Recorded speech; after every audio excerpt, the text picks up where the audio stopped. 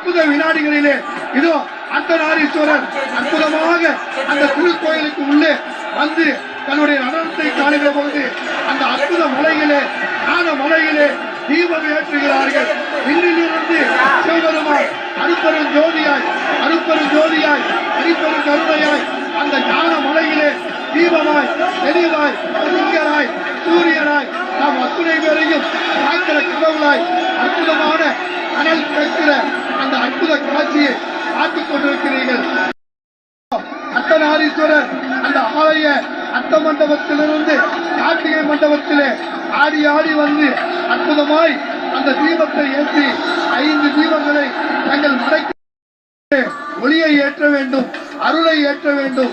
உங்கள் அத்தனை பேருக்கும் பொருளையும் புகழையும் பெருமையையும் தர வேண்டும் என்று எல்லோரும் வேண்டுவதைப் போல அற்புத தீபமாய் மணி தீபமாய்